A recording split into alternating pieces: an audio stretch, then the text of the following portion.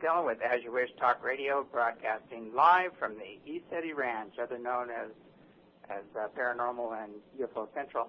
We've got some crazy weather going on here. We have a thunderstorm, so hopefully we'll stay on the air. We've got a little bit of rain, and it might get a little crazy later, but who knows. We took some amazing footage just the other day of the mountain doing some strange things, so we'll have that up on YouTube. But it looked like lightning, but it was coming from the ground, and the mountain was lighting up, and there was nothing, anywhere around, not one cloud, nothing. It wasn't heat lightning. It was coming from the ground up, and the whole mountain was just throwing off tremendous bursts of energy. And it was the same time these coronal mass ejections have been hitting. So we've had some about 3-4 major coronal mass ejections, one after another, hitting the Earth, or solar flares, some people call them. But it's going to be a little crazy. So those affect the bioelectric fields around the human body. They create emotional outbursts, make people do crazy things.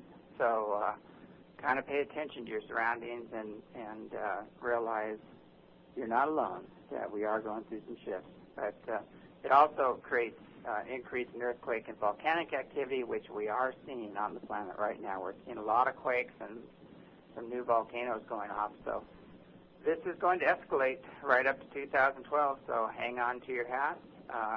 If you think this isn't going to affect you, and you have a physical body, guess what? You're on the same ride we're on.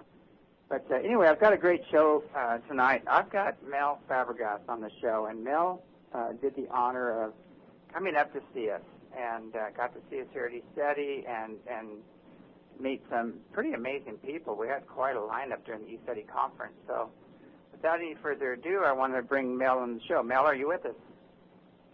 I'm with you. What a pleasure being with you, James. Hi. Hey, thanks for coming on the show. My pleasure.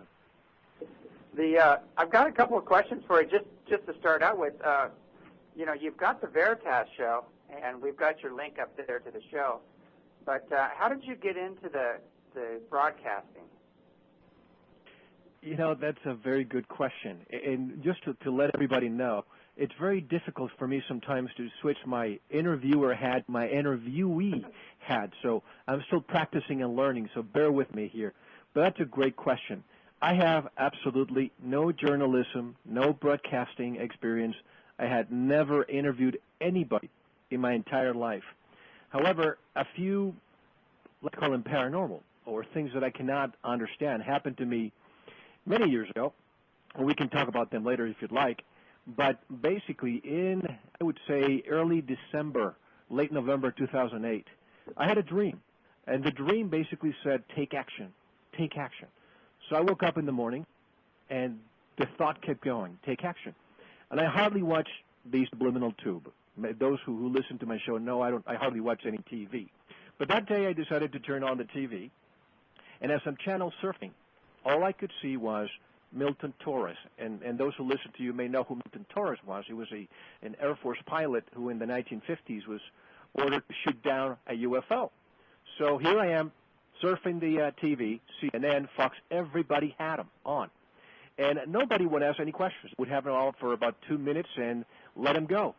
And I thought to myself, maybe take action means that I need to interview this man. So in less than 10 minutes, I found his telephone number. And I said to myself, well, I can't just call him and say I'm Mel and I'd like to talk to you about what happened to you in the 50s. So as my wife is walking by, I said, hey, what kind of a name can I use for a possible show that had to do with everything that I talk about? And she just uttered the words Veritas. So I called Dr. Torres, and I told him that I was from the Veritas show and asked him for an interview. The next day I recorded the interview, which was mainly a souvenir for me because I wanted to hear more of the story, and I uploaded it to a couple of internet forums.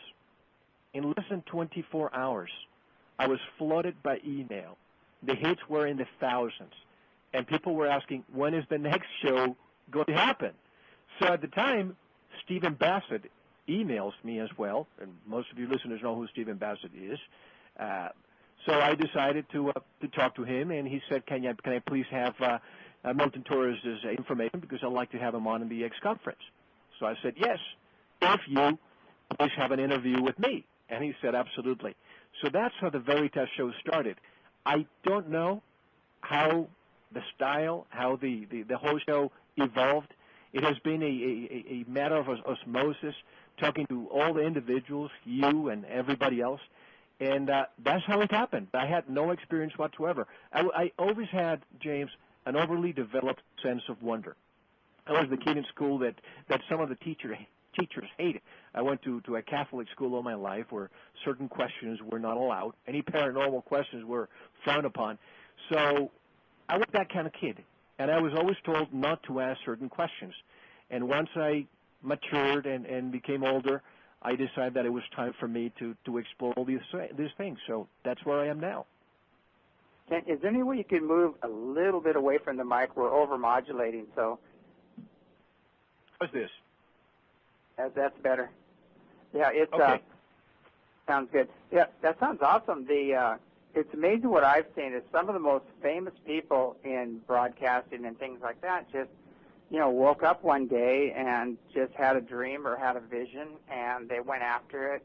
And I was the same way. I when I wrote the books, I was told some things in spirit. I don't even want to say what they are. They were so outrageous. I laughed. I thought they were really funny.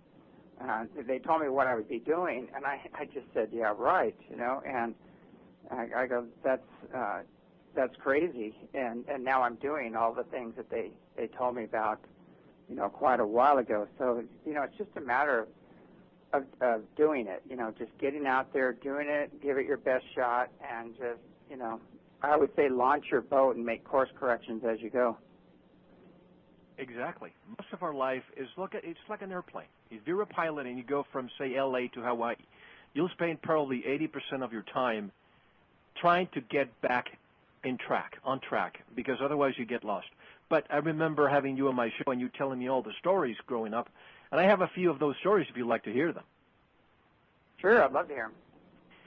Well, when I was about 7, that was the very first time where I knew that something was different with me. I was about 7. I had a crush, my very first crush in school of this little girl, and I came home, and I had a dream that night again, and the dream basically said, next day you're going to be walking after school to a house. So I came home from school that day, and I decided to start walking, probably about a mile or 2 miles, and that's during the time when you could walk far away from home without having any fear, as you wouldn't allow your 15-year-old kid today to take the bus. But here I am walking about 2 miles, and I go directly to this house that I've never been to. And there's this big German Shepherd approaching me, and a lady comes out and says, son, are you lost? And I said, no, I'm looking for, let's call her Mary. That's not her name. And she says, sure, let me get her for you. And then Mary, who was this girl from my school, comes out, and she says, what's happening to you? Are you lost? Why are you here? At the time, I was so embarrassed that I couldn't explain how I got there, that I just decided to walk back home. And all the way home, I was wondering, how in the world did I find out where her house was? So that's another story. Years later, I moved to Miami, Florida in 1991, a year before Hurricane Andrew. That's when I left. At 11:30 p.m. every night, the house alarm, the security alarm would go off. And I've had this conversation with Colin Andrews, who you may know, who had a similar story to tell. But at 11:30 every night, I would go downstairs running, and the alarm panel would say that something was happening or vibrating in my room upstairs. So I decided to yank the alarm and just turn it off completely. Well, the next day, instead of the alarm, I hear a bing, as if somebody with a piece of metal hit the stairway rail. So I jumped from bed, and I'm saying, no, please, that's not possible. So I touched the railing, and it was vibrating. Okay? Then Hurricane Andrew comes along. I moved, my company sends me to Mexico City. I'm there at a hotel for a month. Nothing happens. But then I moved to an apartment. And then the first night, I'm sleeping. At 11:30 p.m., I feel so cold that I look to the window, and the window is open and the curtain's flapping. And I said, oh, maybe I just left the windows open. So I locked the windows, piece of big metal. The next day I made sure that it was closed. 11:30 p.m., the window opens again. So at that time, I just felt I was going crazy. I could not explain. I mean, anything paranormal I could not explain. So the next day I go to the office. I'm hiring people. And this lady comes along. And people who listen to my show know when I refer to the witch lady. This lady looked like a witch. Makeup, long nails, etc. So I decided to hire her on the spot. I don't know why. She made me feel very comfortable. And she asked me, sir, are you okay? And I usually never tell strangers what's happening with me. So I told her the story, the 11:30 p.m. thing. And she says, well, do you mind if I borrow your pen, your pocket pen, and I'll bring it in the morning? She brought it back in the morning and started telling me things about my past that nobody knew but me. And she said, somebody is trying to communicate with you, and you're blocking it. You need to learn how to meditate. And this is probably almost 20 years ago, and I still have not learned to meditate. I always fall asleep. So hanging out with people like you, James, maybe I'll excel to it. So a few months later, almost a year later, she comes to the office. We became friends, and she said, she came crying. And she says, I'm crying because you're leaving. And I said, why? I'm so happy here in Mexico City. Things are great. Well, a couple of days later, the economy crashed there. And my former boss called me. And she had told me, you're going to get a phone call from somebody and you're going to leave. The next day I come to the office, and she says, you got your phone call, didn't you?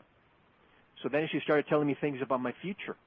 She said, you're going to move to a place that's very warm, has a lot of nature, and you're going to marry somebody that looks like this. You're going to have, X number of kids, and most importantly, one day you'll be doing something.